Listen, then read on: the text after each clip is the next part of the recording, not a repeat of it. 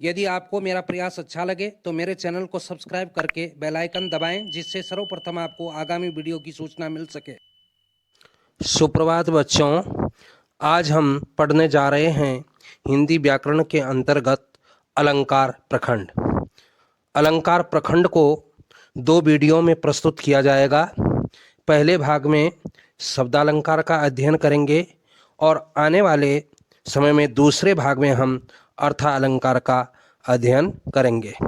तो आइए आज शुरू करते हैं अलंकार प्रखंड प्रथम। अलंकार की परिभाषा, जैसा कि आप सभी जानते हैं कि किसी भी वस्तु को जो अलंकृत करे उसे हम अलंकार कहते हैं। अलंकार मूल रूप से दो शब्दों से मिलकर के बना है, अलन और कृत। अगर हम इसका संधि विच्छेद करते हैं तो अलम का अर्थ होता है भूषित करना और कृत का अर्थ है करने वाला। अर्थात जो शब्द हमारे काव्य में चमत्कार उत्पन्न करते हैं, अलंकृत करते हैं, शोभा उत्पन्न करते हैं, उन्हें ही हम अलंकार कहते हैं।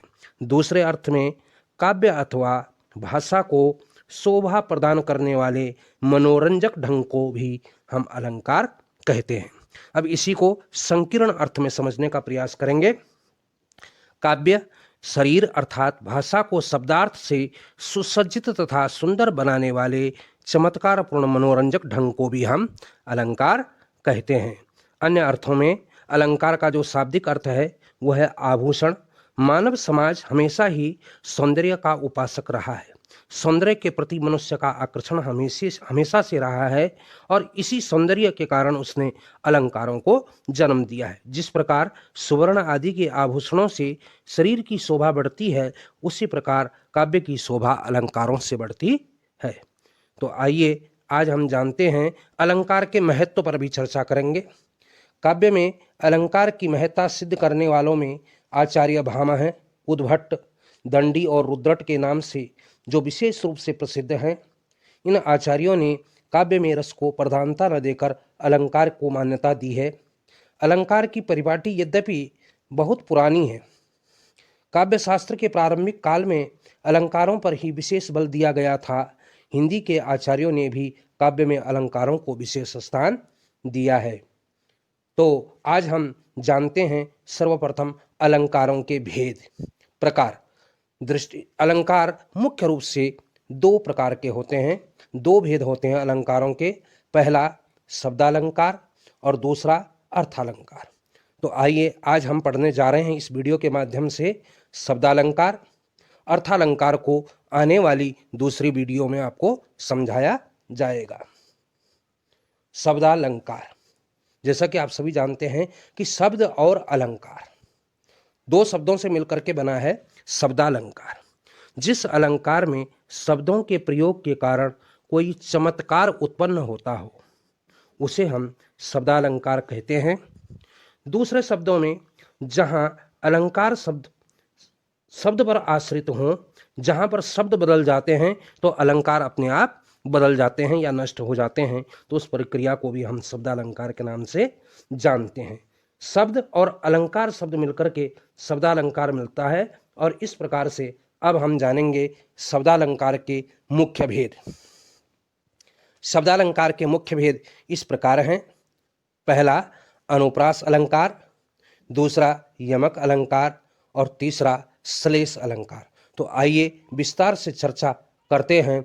शब्दालंकार का जो पहला खंड है अनुप्रास अलंकार।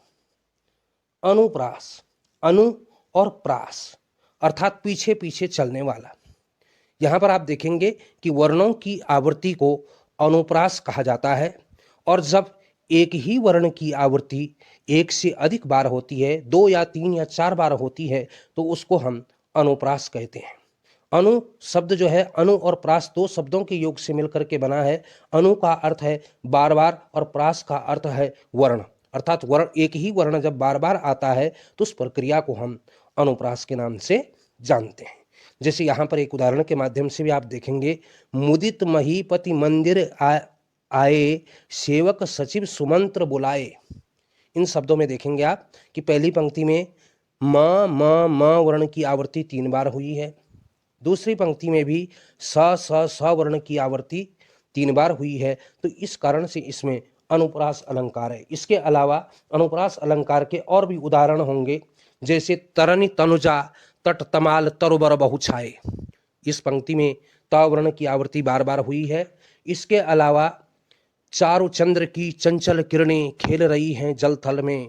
इस पंक्ति में भी आप देखेंगे च वर्ण की आवृत्ति बार बार आई है। इसके अलावा रघुपति राघव राजा राम, इस पंक्ति में र वर्ण की आवृत्ति होने के फलस्वरूप अनुप्रास अलंकार की छटा हमें दिखाई देती है। तो आइए अब पढ़ते हैं दूसरे भेद को। दूसरा जो भेद है वह है यमक अलंकार। सार्थक होने पर भिन्न अर्थ वाले जब स्वर और व्यंजन समुदाय की क्रमशः आवृत्ति को ही यमक कहा जाता है। यमक का अर्थ होता है दो, इसलिए इस अलंकार में भिन्न भिन्न अर्थ वाले एक ही आकार के वर्ण समूह को कम से कम दोहराया अवश्य जाता है। आपने अनुप्रास अलंकार में देखा, अनुप्रास अलंकार में एक वर्ण की आवृत्ति बार बार होती थी, जबकि यमक अलंकार में वर्ण की आवृत्ति न होकर के शब्द की आवृत्ति होती है। जब एक ही शब्द एक या दो से अधिक बार प्रयुक्त होता है और प्रत्येक बार उसका अर्थ भिन्न होता है, तो उस प्रक्रिया को हम यमक अलंकार के नाम से जानते हैं। यहाँ पर उदाहरण के माध्यम से आपको समझाना चाहूँगा। कनक कनकते सौगुनी मादकता अधिकाय, वा खाए बौराय जग या पाए बौराय। यहाँ पर आप देखेंगे कनक कनक जो शब्द है वो 2 बार आया है। कनक एक बार तो है सोने के अर्थ में और एक बार है धतूरे के अर्थ में। बौराय बौराय भी 2 बार आया है। एक बार है बौराय अर्थात बौखला जाना, एक बौराय का मतलब है बेहोश हो जाना। व्यक्ति जब धतूरे का सेवन करता है तो वो बेहोश हो जाता है, और व्यक्ति के पास जब सोना अधिक होता है तो वो बौखला जाता है, उससे अर्थात वो क्या हो जाता है, मदमस्त हो जाता है, उसके अंदर घमंड की आवृत्ति हो जाती है। तो इसी प्रकार से और भी उदाहरण देखेंगे आप। 3 बेर खाती थी वे 3 बेर खाती हैं। इस पंक्ति में आप देखेंगे बेर, बेर शब्द 2 बार आया है। एक बार बेर का अर्थ है एक स्वादिष्ट फल, और दूसरी बार बेर का अर्थ है बेला अर्थात समय, कितनी बार। तो यहाँ पर भी बेर शब्द आया है। तो बेर शब्द एक बार फल के रूप में प्रयुक्त हुआ है, फल के अर्थ में प्रयुक्त हुआ है, और दूसरी बार आवृत्ति के अर्थ में प्रकट हुआ है। इसके अलावा आप देखते हैं और भी उदाहरण आ सकते हैं। काली घटा का घमंड घटा, यहाँ पर घटा शब्द है। घटा शब्द पहले अर्थ में बादल के लिए आया है, और घटा शब्द दोबारा यहाँ पर कम होने के अर्थ में आया है। तो जहाँ पर एक ही शब्द की आवृत्ति बार बार होती है और प्रत्येक बार उसका अर्थ भिन्न होता है, तो उस प्रक्रिया को हम यमक अलंकार के नाम से जानते हैं। इसके पश्चात बच्चों अब पढ़ेंगे तीसरा भेद, श्लेष अलंकार। श्लेष, श्लेष जिसे श्लिष्ट कहते हैं, श्लिष्ट कहते हैं चिपकने के अर्थ में। श्लिष्ट पदों से अनेक अर्थों के कथन को हम श्लेष कहते हैं। श्लेष का अर्थ होता है मिला हुआ, चिपका हुआ। इस अलंकार में ऐसे शब्दों का प्रयोग किया जाता है जिनसे इनमें 2 बातें आवश्यक। पहली बात क्या, एक शब्द से एक से अधिक अर्थ हों, और दूसरा एक से अधिक अर्थ प्रकरण में अपेक्षित हों। यहाँ पर हम उदाहरण के माध्यम से देखेंगे। माया महा ठगिनी हम जानी, तिरगुन फांस कर लिए कर डोले, बोले मधुरी बानी। यहाँ पर इन पंक्तियों में आप देखेंगे तिरगुण एक शब्द आया। तिरगुण शब्द में शब्द की जो श्लेष योजना हुई है वो 2 अर्थों में हुई है। पहला अर्थ क्या है, त्रिगुण अर्थात 3 गुण, सत्वगुण, रजगुण और तमस गुण। 3 गुण होते हैं, सत्व, रज और तम। दूसरे अर्थ में 3 धागों वाली जो रस्सी है, त्रिगुण। शब्द एक ही है, अर्थ उसके क्या हो गए हैं, 2 हो गए हैं। इसके अलावा इसके और उदाहरण भी आप देख सकते हैं। रईमन पानी राखिए, बिन पानी सब सून, पानी गए न उबरे, मोती मानस चून। इन पंक्तियों में पानी शब्द बार बार आया है, लेकिन पानी एक चमक के अर्थ में भी है, एक इज्जत के अर्थ में भी है। शब्द पानी ही है, लेकिन प्रत्येक बार जितनी बार आया उतनी बार अर्थ अलग किया है उसने। इसके अलावा और उदाहरण भी देखेंगे। जो रहीम गति दीप की, कुल कपूत गति सोए, बारे उजियारो करे, बढ़े अंधेरो होए। इन पंक्तियों में बारे शब्द आया है। बारे शब्द का अर्थ है बचपन में, और बारे शब्द का अर्थ है जलाने पर।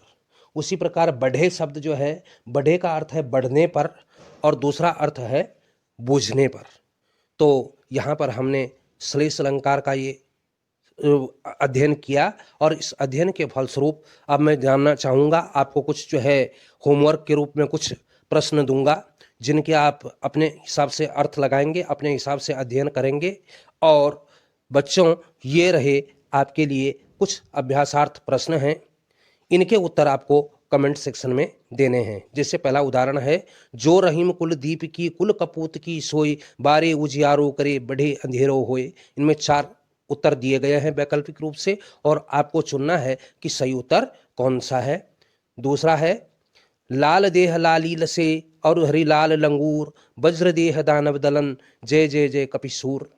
अगला है, कनक कनकते सौगुनी मादकता दिखाए, या खाए बौराए नर वा पाए बौराए। और मैं ये आपको ये बताना चाहूँगा कि इस टॉपिक के PDF नोट्स आपको कमेंट सेक्शन में मिल जाएंगे। तो आशा है आपने ये वीडियो भली भांति देखी होगी, समझी होगी। आप इसे लाइक करें, शेयर करें, सब्सक्राइब करें। धन्यवाद।